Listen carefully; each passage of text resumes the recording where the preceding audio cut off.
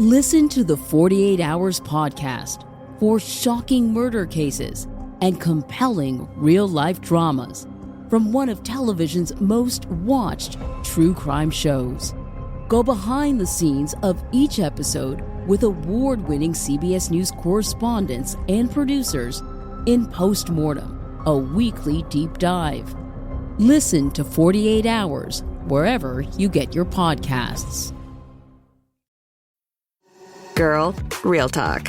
This whole "it's a new year, time to reinvent myself" trash is not the vibe for 2024. You can find someone who loves you for you, as you are. You don't need to read a stack of self-help books, only eat sad salads, or start meditating at 5 a.m. to be ready for dating. So yeah, my advice is to download Bumble and find someone who embraces you the way you are right now. Let me know how it goes. A note to listeners, the following podcast contains content that may not be suitable for all audiences.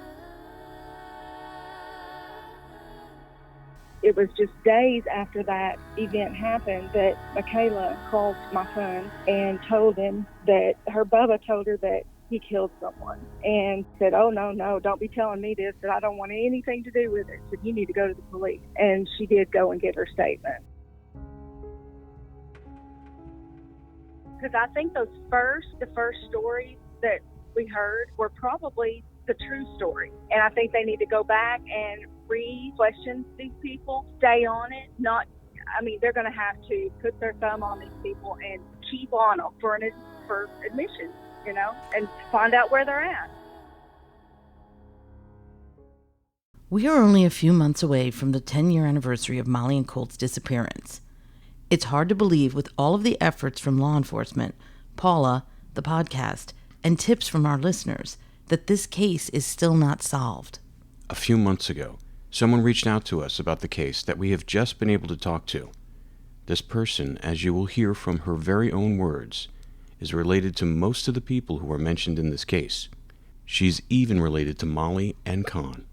Today we're going to hear her perspective on the case and the personalities surrounding the disappearance of Molly and Colt. So let's hear what she has to say. Well, let's start off. Let's tell us a little bit about yourself and tell us why you wanted to contact us. I'm a nurse. I've been a nurse for 18 years. Prior to me being a nurse, I have a child by Conn's uncle, Melissa's brother. Okay. And wanted to discuss, back when it all occurred, my son was pretty young. Well, he's actually 3 months older than Conn. He was wanting to get to know the Greenroyd side of the family, of his family, because I never would let him. So it wasn't that I wouldn't let him, I just didn't want him. I wanted him to be old enough to understand the way they lived. Basically, a lot of alcohol there. But when he did want to get to know them, him and Michaela were pretty close. And it was just days after that event happened that Michaela called my son and told him that her Bubba told her that he killed someone, and said, "Oh, no, don't be telling me this, that I don't want anything to do with it. Said, you need to go to the police." And she did go and give her statement. We have seen the statement that Michaela wrote for the police. Right. And at that time, Michaela was very young as well. And there was some controversy and some questions about how she had written that statement. Something was underlined, I believe. Mm-hmm. I don't remember what it is now. But in her defense, she was probably 16 or 17 maybe at the time. So, or maybe just a little bit younger than what Molly was. Who knows what her thought process was when she underlined a word in there in her statement. So I just want to ask you a clarifying question here. Did she say to your son that Conn told her that he murdered somebody, or did he say he thought he was going to be framed for murder? No. She told him that her Bubba told her that he killed someone. So her Bubba being Conn? Yes. And then when did you first hear about this? Oh, he called me right away. He's my mama's boy. He called me right away and said, "Mom, I don't believe this." Said, Michaela called me and said, "Our Bubba killed someone." I said, "Well, what did you say?" He said, "Don't be telling me this. I don't want to know." He told her she needed to go to the police. And then he never had anything to do with him from that moment on. That was he didn't even want to try to get to know him. Yeah. What did you think of this when this happened? Well, let me let y'all in. I'm kin to almost everybody involved in this. Everybody on both sides. Molly is my cousin that found out her biological father was Brady Haygood, who Brady is my second cousin. The Tim Branch and the Robbie Branch. Tim Branch is actually my first cousin, but I wanted to know if the Tim Branch y'all are talking about is the father or the son. We don't know. Because Tim Branch is Robbie's half-brother. Rob Branch is their half-brothers. And Rob Branch's mother is a Nip. So there's your connection with Conn Nip. I believe that John and Conver, which is Renee, which Robbie's mother's father, were brothers. What can you tell us about Rob Branch? Robbie, he's my aunt's grandson. As far as he went to prison when he was very young and stayed in prison for a good 10 plus years. He's bad news. He's not your upstanding citizen. When he first got out of prison, he recognized me, and I didn't recognize him, but he recognized me and said, "Hey, cuz, how are you?" I said, "Well, I'm doing well, thank you. How are you?" And I said, "Who are you?" And he told me, and he's been in trouble since he's gotten out of prison. He's bad news, like Conn as well, So when you've heard, going to do anything they can to get away with whatever they can. So when you've heard some of the things that have come out on the podcast about some of the things that he was involved in, were you surprised, or was that just what you expected from him? Oh, no surprise at all. None at all. In fact, Tim Branch, if it's the young Tim Branch, a lot of drugs in that part of the family. And he is also accused of raping his second cousin. Tim Branch? Yes, which was my niece, but it never went anywhere. Was there a formal charge, or was it just a rumor? She tried to do a formal charge, but I think it was a non-reporting for reasons I don't know. But it was all a drug-related thing that she was out there. In fact, she was only 15 at the time, too. She was out at his house, and said she didn't have a place to go, which was untrue. But that was the kind of hangout that she wanted, and at the time, he supposedly raped her there. Do you know where Tim is today? Where Tim is today, I have no clue. I don't even know. I would probably say either jail or Loco, Oklahoma. Have you spoken to Paula before? To Paula, yes, I have. Okay. Like a long time ago, correct? It's been a while. And you told her this as well, correct? Yes. Okay. She knows, yeah. And what was her initial reaction? She's not surprised. No one's surprised at anything that goes on in this community. Between Wilson, Ringling, Hilton, it's all just drug infested. Why do you think that is? Why? Mm-hmm. Lack of education, for one thing. Lack of wanting to move out of this area and get out of the box, so to speak. It seems like it's the easiest route. People just kind of get stuck in this cycle, right. And they don't want to move. They don't want to do anything different. They just want to kind of party and hang out with their friends. And exactly. Parents pass away and leave homes to their children. It's a free home, and jobs are not easy to get, not a good job in this area, and they like to smoke pot and do drugs. So they just kind of get trapped in the cycle. What do you think happened to Molly? I don't know. I speculate that they killed her and dumped her. I think she might be in pieces between 10 counties. That's why I think they say that they'll never find her.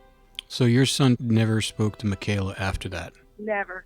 Won't have. And whenever he was smaller, him and Melissa kept him a few times. Melissa who? As he grew, Melissa, Conn's mother. And I was close to Melissa. We were really good friends at one time before she got involved. And Johnny, that's what I want to say. They were good people at one time. Who? And not saying that Melissa and Johnny, Conn's mom and dad, but drugs have played a big role in who they are now. And that's like Melissa's mom and dad. They were very good people. It's just that they had an alcohol problem, and I wasn't going to let my son be around that. Have big hearts, love children, you know.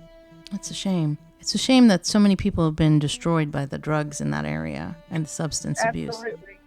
Yes, many people. It's so sad because I can remember, I mean, I grew up in Ringling, which is, everybody would, you know, go party in Wilson or go party in Ringling. There were times when everybody had such big hopes, and now that they've just gone downhill with drugs. Yeah, why do you think the law enforcement, I mean, I know they took the report. I mean, we actually questioned on the documentary we did the Carter County sheriff at the time, who wasn't the sheriff when all this report was given, Chris Bryant, but he wasn't involved But he wasn't involved. Okay. He wasn't the sheriff at the time. But when we questioned him about it, he seemed a little dumbfounded about it. Like, he knew about it, but it didn't really kind of register with law enforcement. Okay. And why do you think that is?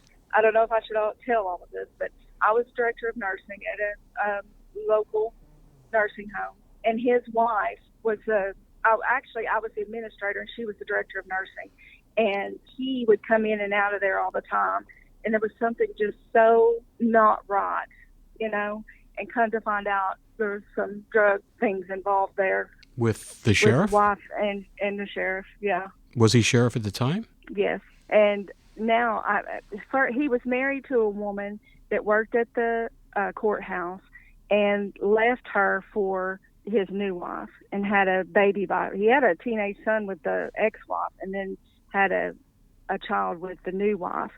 The new wife was at a drive-through window, passed out on drugs with her child in the back, and they covered that completely up. I heard a rumor Never about that. reported. Yeah, never reported it. Nothing. And he told an officer, make sure this gets taken care of. So Chris, we've been to a lot of benefits and stuff where he was present. He's just an arrogant, take advantage of my authority individual. It seems to be a problem in that area with sheriffs and some of the local law enforcement, although there's a lot of good ones there too. We've met a lot of good ones. It just seems that the people that are in the leadership roles are having some problems. They're having some problems. I think they get too comfortable in their role. It's just so easy to take the road, like take care of this situation kind of thing. Yeah. Which is sad because, you know, now we're looking at, I'm sure, with situation that the recorder or the was in the, I mean, that's all going to be, I'm sure there's criminals saying, hey, you know, I was misrepresented and I want a new trial, or I want to get out of jail, you know. There's probably a whole lot of them now. Yeah, according to him in his statement, he's blamed it on the prior sheriff and didn't discover it. He didn't discover it, someone else did. The actual lawyer discovered it. Grandma? Yeah. The defense attorney. So yeah, I mean, it seems like there's a lot of problems down there, and you know, since we did the documentary and since we're doing the podcast, we've heard a lot of these stories, and they're confusing and sad at the same time because a lot of the people in that area are afraid to come out and talk because they can't go to law enforcement. But the good news now is that the Bureau of Indian Affairs is involved, and they do have a place to go, a trustworthy place to go. And they mean business with Chickasaw and Light Horse. One of the last memories I have of Molly is my husband worked at a funeral home, a local funeral home, and she was in the work to school program with the Chickasaw Nation. She walked out of the funeral home because her house was just what they call catty corner from the funeral home, and she had her sandals in her hand and her little dress on, and I just remember her smiling and walking across the street. That was only like 2 days before she disappeared, and it's you know, that's the last memory I have of her, and it just, I don't know, I think of her quite often. Did you have interactions with her before that? She worked at the funeral home that my husband worked. Oh, so she did. Okay. Yeah. I'd spoken to her a couple of times. She was just a lost kid, you know, and it happens to most of the teenagers in this area. They get caught up in partying, or an older boy, you know, who has problems, and you just want to be with that boy, and you get involved in something stupid like she did. What an eerie visual to have, to see her walking out of the funeral home 2 days before she went missing. Yeah. When you heard that she went missing, what did you think of this whole story that came out? I mean, it must have been crazy. Well, I can't imagine living there and hearing like, oh, there was a high-speed chase and these kids go in the woods, they don't come out. It would have been terrifying. And you're related those to them. Chases, no, it wasn't that surprising. Those kind of chases go on quite frequently. When I was a teenager, I was involved in a high-speed chase, and it was with a boy who ran from the police. I mean, it's just not that. It's like the Dukes of Hazzard around here, you know. It's very similar. And Joe Russell's Boss Hog. I mean, that's what it seems like. Just far more crooked. Yeah, I think you need to hit the nail on the head there. Completely. We say that to everyone all the time. Yeah, I mean, it's just not that uncommon to throw rocks all over a store or just act stupid, you know. So I really wasn't that concerned in the beginning. But then I just thought, and I also thought Conn wouldn't do this, you know. I really didn't think Conn was. I'm thinking young Conn, little Conn, and wasn't thinking Conn has changed, you know. When did you realize that maybe he could have been responsible for this? About when I seen him coming out of the courthouse and as deranged as he looked as they were on TV bringing him out, and him giving a shit-eating grin basically to everyone, and I thought he may have actually done this. Yeah, I think that moment didn't really help him or instill any confidence that he didn't do it. Mm-hmm. So, and you know, I still talk to Melissa. I've seen her in the local casino, and I've seen her at the store where she used to work. I mean, I'm the mother of her nephew, you know, and she wants to know how the boys are doing because my son has 2 boys. I mean, it's hard for me.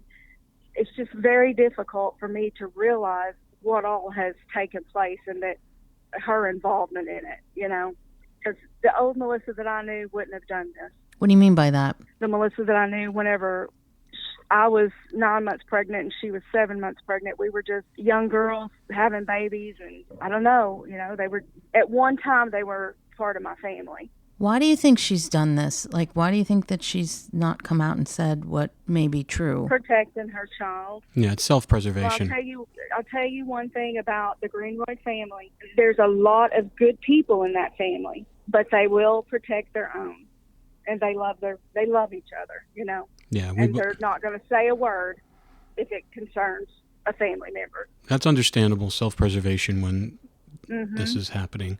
But at the same point, everybody is related in this scenario. I mean, the only people everybody. I mean, obviously, Colt Haynes, there's some other relations here, but as far as Molly, your son, you, the Nips, Branches, I mean, all these names that have been bantered around during this entire 10-year investigation, it all comes around to the same group of names. You know, I mean, Rob Branch has been a name that from the get-go, along with Conn's. I mean, Conn, we believe, more than likely didn't do the killing, even though he might feel like he's been going to get framed with it. But we do know that he probably knows more than he's talking about. And he's spoken to police quite a few, like 2 or 3 times, and most recently, like a few months ago, with a lawyer. Definitely. So we're not sure exactly what was said. I'm most certain that most of the people who have had accusations more than what they're saying. All we can hope for is just one of those people, either they come forward or someone who saw something and who's having a crisis of conscience can come forward, because that's, other than that, because at the end of the day, we have to find their remains. Right. I mean, that's the thing. And how do you think that these people live with themselves if they know what's happened to Molly when they all knew Molly? It's not like she was a stranger. Right. And I believe it's weighing on Conn more than any of them. Well, yeah, he's got his whole life ahead of him. I mean, he's a young man. You know, I mean, I can't imagine living in this type of shadow, especially if he says he's innocent and he didn't do anything. He didn't make himself look innocent. We've got several reports from people saying that he bragged about killing Colt. Well, and then crying, you know, whenever Paula and Misty approached him and he started crying, you know, that tells me that he knows a lot more. And his sister, I mean, I just don't feel in my heart that his sister would have said that if there wasn't some connection in there. I don't think she would have just made that. Say that again? I know Michaela wouldn't have said that unless she was truly told that. And I believe that she's distanced herself from the whole situation and family. Yeah, everything that we've heard about Michaela, everyone said very nice things about her. So Yeah, I would she's imagine a very sweet girl. that's what we heard, and we heard that we're not surprised that why anybody would want to be connected to something like this. I would imagine people would want to distance themselves from this. Right. Well, I know Melissa loves her child and she loves CONN, she loves Michaela very much.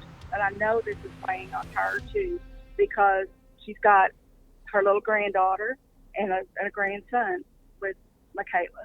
And that she's got to look at that granddaughter and think, wow, this could be her, this could be Michaela. And just knowing Melissa, I know this has bothered her so much. Well, I mean, we've heard multiple times that Melissa and Molly were close. She used to go over there all the time. Yes. And that Melissa's mother and Molly are close. Yes. I think Melissa, as far as Melissa Molly's mother and Melissa Conn's mother, were close as well. Girl, real talk. This whole "it's new year, time to reinvent myself" trash is not the vibe for 2024. You can find someone who loves you for you, as you are. You don't need to read a stack of self-help books, only eat sad salads, or start meditating at 5 a.m. to be ready for dating. So yeah, my advice is to download Bumble and find someone who embraces you the way you are right now. Let me know how it goes.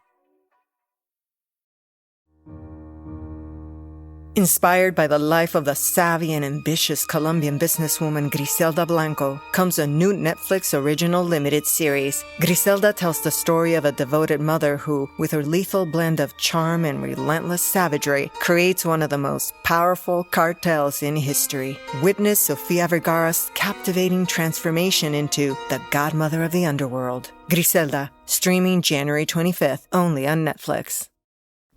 And that's what brought Molly around Melissa Greenroyd all the time. I think that's... Go ahead.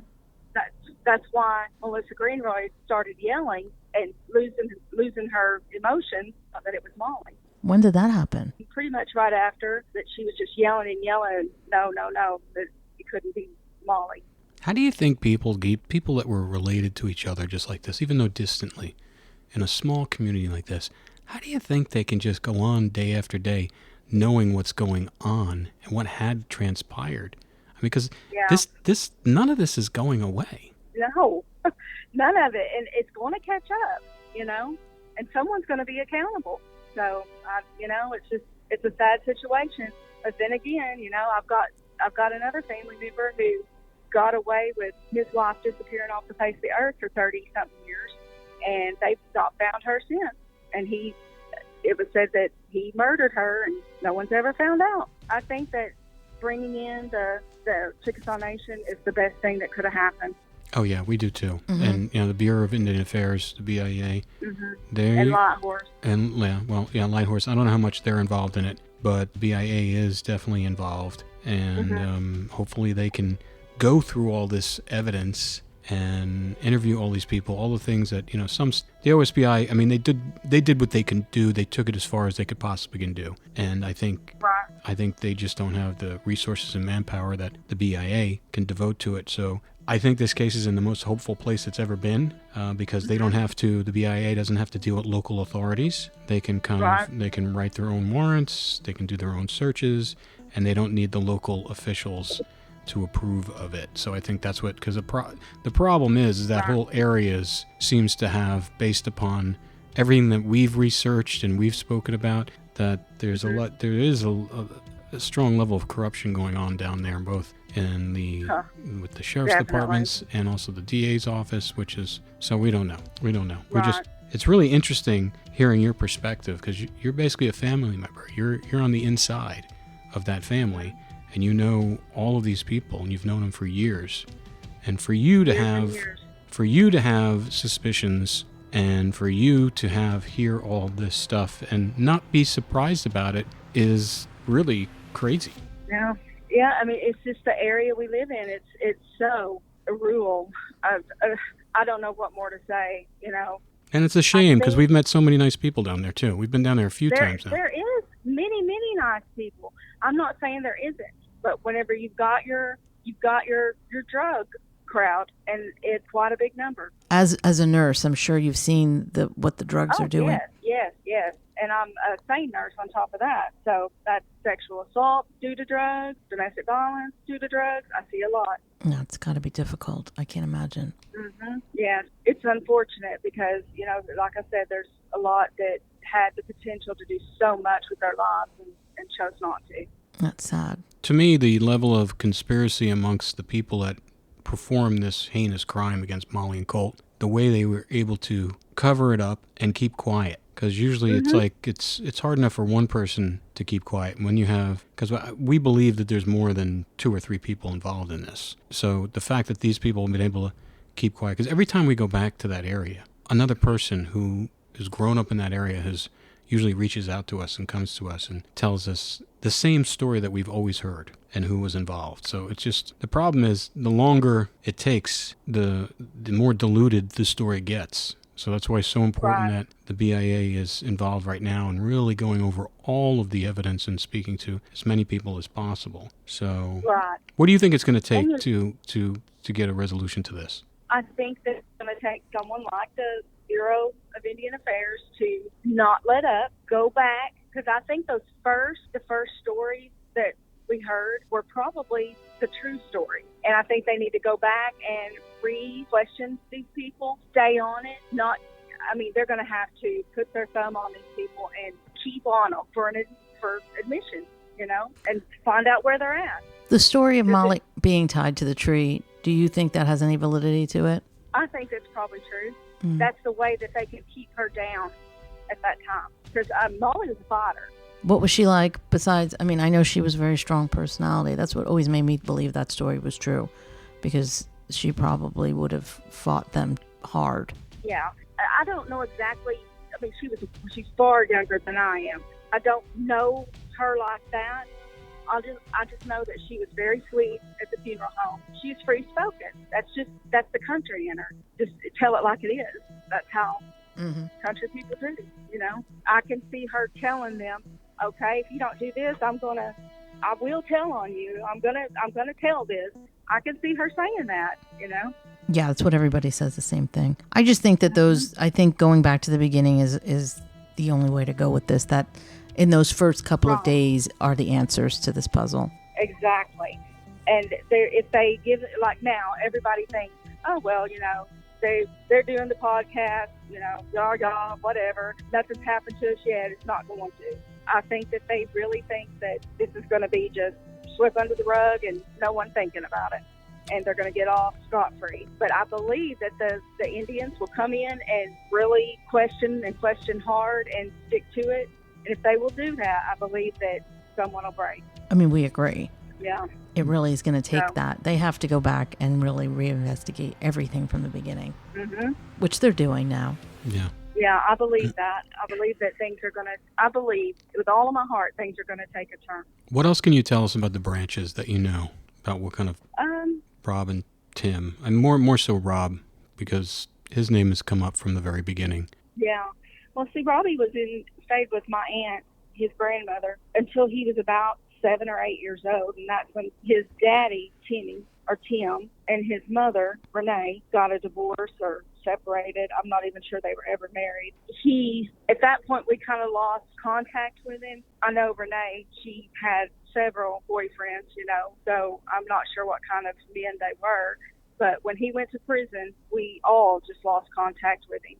And then when he got out and I saw him and he was all tattooed up, and I didn't know he was my cousin, but he knew that I was his cousin. Robbie's going to get by with and do whatever is going to be good for Robbie, no matter what it takes. That's what it seems like. Yeah. If he needs to make money with drugs, then he's going to make money with drugs, If he needs to do drugs, he's going to do drugs. So in your assessment, or your just from knowing him, Molly being there doing drugs with him and his girlfriend or wife or whoever that woman was, wouldn't have been far-fetched that weekend before she went missing. What now? That Molly was at his house doing drugs and hanging out before she went missing. I'm saying that the weekend that Molly went missing, there's been a lot of evidence or information that says that she was at Rob Branch's house doing drugs and hanging out. So that was the kind of environment that he was living in. That's my question. Oh, yes. Oh, it's common if you are involved in drugs, to have a lot of traffic in and out all night in a small area like this. And I'm sure people were dropping in and out, a party going on. I mean, that's just how it is. A lot of people running in and out doing drugs. And that would be kind of the party scene. What's his relationship with Conn? What is mine? Or No. Rob Branch and Conn, their relationship. Cousins. Was Robbie's mom and John and Ann, they're all nips. Because we heard that, like... John, Go ahead. John and Convert would be, I believe, brothers, which John is his Conn's grandpa, and Robbie's grandpa would be Convert. Yeah. Do you think that Conn would have, like, looked up to Rob Branch or called him if he was in trouble? Yes, sure do. So if he was in trouble with this whole Molly situation and he needed help, it wouldn't have been... Yes. He would have called Rob Branch. Yes, and trusted him, you know. Mm-hmm. What did you know about Joe Russell when you were living there? Oh, God, Joe Russell. I've known Joe Russell my whole entire life. I went to school with his, my brother was in the same class as Willie, and I went to the same classes. I don't think Sharitha was his daughter, but probably stepdaughter. I went to school with her as well. Sharitha's a good person, but Willie, I would give you a flip nickel for. He's always been trouble. His son Willie was always trouble too, yeah? Yeah. And Joe would get him out of it. It seems to be the theme around there that law enforcement, family members get in trouble and law enforcement just gets them out, so they just keep doing it over and over again. My mom and dad knew Joe from, they actually grew up with Joe. My daddy would always say, that man's no good. So, I know my dad was good, so I know that he meant what he was saying there, and it was true. What did he give any specifics on why he said that man was no good, or he just said, stay away from him, that man's not crooked. good? Yeah, just that he's crooked. That's all he'd say. So, but he did no examples. I don't really know. Maybe not paid something. That would be what my dad was a mechanic, so I can assume he probably didn't pay Daddy for something. Yeah, because he was into cars. I know that. Right. My dad was a mechanic. So. Wow. So you were raised and related to all these people. It's kind of all of them. Y'all had an interview with Kirby. Mm-hmm. Y'all have to remember that one. He's my first cousin. He's my mom's sister's son. What did you think about what he said? Kirby is truthful, and you may not want to hear how he organizes the truth in his mind, but whatever he says is going to be the truth. Yeah, he called us early on in the podcast. Mm-hmm. We believed him. Mm-hmm. I believe that everybody that's been on has a little of the truth. It might not be all, but it's proper. I'm sure there's some truth around it. No, we agree with you because we've been hearing about it for a while now. It's now since 2018, and when we first went out of there, we didn't expect all of this. And when we confronted Joe on the television show, and he said basically "F the family," I thought that was a telltale sign. I mean, all they're really worried about is their own reputations. But at the same point, I guess they can live with this. I don't know how they. I don't think they care. I really don't. Do you think that Conn's mother cares deep down? Because it really felt to me like she had a soft spot and that she loved Molly. Yeah, I believe she did. I mean, and, Michaela wasn't too much older than Molly. I just don't see Michaela going to the police and making up a story like this. I don't believe that. I just don't think if these people are as tight as you're telling me and they look out for their own and they love each other, I don't believe she would make that up. No. I think she was probably terrified. Exactly. He was really wild at that time. I don't know about now. I haven't really kept up with him. I know he moved out of this area. I think she knows that anything was possible with him. That's what I mean. Like, if you didn't believe, like your brother, if you know your brother, and you didn't think that he had it in him to do something like this, you're not going to go to the police and write a statement like that. Exactly. And I honestly believe that Melissa and Michaela were probably fearful of him. I'm sure they were. And they probably put it on paper just in case. Exactly. But the police, what really was disturbing to me is that every single time I asked any law enforcement, independent of Ronnie Hampton or anyone outside of Carter County or Love County, about this statement, they all say to me, oh, she's just a teenager. Oh, you just brush it off. I just don't feel that that's right. No, it's not. Because a teenager, I believe that they're the age of accountability, Mm-hmm. she knew what she was saying. She told your son the same thing. Exactly. And she was looking at my son for some guidance, is what I think. Mm-hmm. Why would you do that if you were making it up? It doesn't make any sense. Exactly. If it was just a lie, she wouldn't have said anything to your son. Or a rumor. Exactly. I mean, I know that she told him, wanting him to say, what do I do, Because she was close with your son. Mm-hmm. Developed a family, a little bit of a relation. He was trying to get to know him, Michaela and Melissa. Well, your son gave her the right advice. Mm-hmm. And thank God he did, because if not, we wouldn't have had that statement. And so, because I think that's going to, eventually something's going to come with that. This is all going to circle back. And the thing that I find interesting is that even though some of the people have talked to police, no one's publicly protesting. I mean, their name has been in the news for quite a long time now.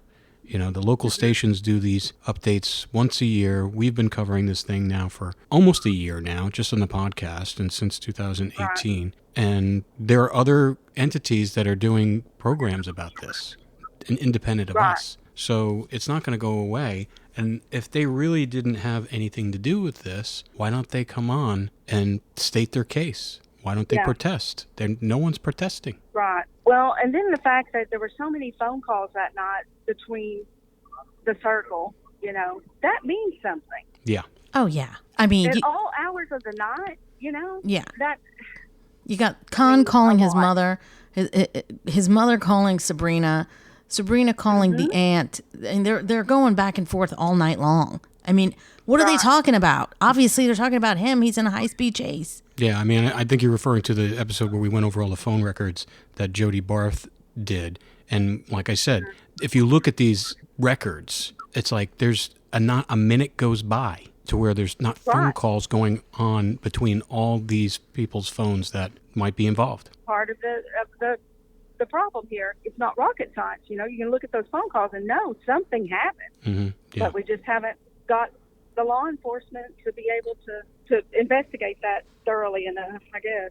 Well, they are now. And there was a thorough investigation by the FBI early on. That's what kind of motivated Joe's demise. Yeah. And his grand jury hearing, which, we read some of the transcripts from that, and we just couldn't believe it. Right. We couldn't believe that, but that he just walked away with a slap on the wrist and had to forfeit his job, and he's on probation or whatever. So I just can't imagine that happening in any other town where there. But that just tells you that they don't want to deal with it, because there's it's like the Chris Bryant bug in the witness room and at the Carter County Jail. It's like, who knows how far that's going to go before it gets derailed by the local official. It's already hushed down a lot. Yeah. From what it was. Yeah. And so it won't be long before that gets swept under the rug. Yeah.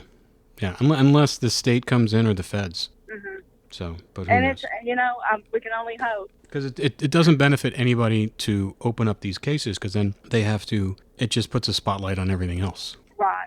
And so all they can hope for is, like we've heard that Craig Ladd is going to be retiring after this year. Who knows if he was... Good thing. Who knows if he was already planning that? I mean, he's got his 20 plus years in, so he's vested, and he'll go off and do whatever he wants to do after that. But, all these other people have kind of moved on. I mean, Marty Grisham has unfortunately passed on, and he was a champion in the force of trying to find the truth to this. And unfortunately, he's gone. The other acting sheriff doesn't want anything to do with this in Love County. And so it's up to the BIA to kind of take the baton and bring this thing home. But we really appreciate you coming forward and talking to us. I think it's important that people hear this type of story, this side of the story. I mean, you're in there. You're inside all of this. And I know. I feel for you and your family, because it's not fun to have this type of shadow. Right, exactly. Yeah, and just, and it's such a small town, and I can say that I'm probably kin to 90% of the people in Gilt's and Ringland area, in Marietta. And that's, that's something else. So. Yeah. Yeah, thank you so much, Melissa, for reaching out to us. You're so welcome. And sharing your story. We do feel for you, and we do pray for some kind of resolution for everyone in this, and especially for Molly and Colt's immediate family and extended family. It's really tragic. Just real quick, did you know anybody in the Haynes family or COLT'S family? No, I didn't know any of them. Okay. Well, listen, thank you so much. We appreciate your time. And anything else comes up that you remember or anything like that, feel free to call us. But we do appreciate you. And well, I appreciate you all as well. Yeah. Can you hold on for 1 second? I'm going to stop the recording, but I just want to ask you one question off the thing. Sure. Next time on Partners in True Crime. In the coming weeks, we have some exciting things happening.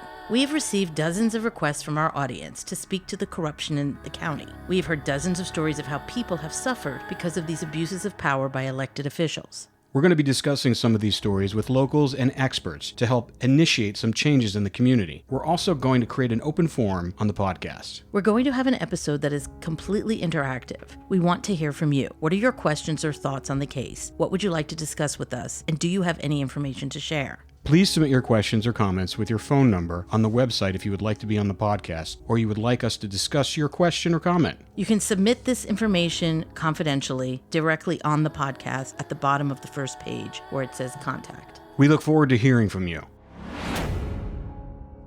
Partners in True Crime is launching an exciting new podcast, The Killing Hour with Doc Bond. Famous criminologist and author Dr. Scott Bond will be joining Rob and I on a deep dive into true crime and serial killers. It'll be an exploration into the mind of one of the world's most notorious serial killers, Dennis Rader, aka BTK. We will be joined by special guests featuring BTK's daughter, BTK's prison guard, New York Times best-selling author and Emmy-winning filmmaker Mark Olshaker, the creator of Mindhunters, and more. Join us every Wednesday as we investigate the sadistic, dark world of serial killers to understand what makes them tick. Learn the signs of these psychopaths who walk among us, because how well do you really know anyone? If you have any information regarding the case, please contact the BIA at www.bia.gov/BIA/missing-murder-unit. You can also call their hotline with tips at 1-833-560-2065 and email them directly at ojs_mmu@bia.gov. And if you want to text them with a tip, text keyword BIA-MMU and send your tip to 847-411. Check the Partners in True Crime website for this and any additional information. If you or anyone you know is suffering from a methamphetamine addiction, please contact the American Meth Addiction Hotline. If you or anyone you know has been the victim of sexual abuse, please contact the National Domestic Violence Hotline. All rights reserved. This has been a production of 722 Media Content. Please visit our website where you can subscribe to the podcast, find show notes, and listen to Vi's original song, Take Me Back, written for Molly Miller.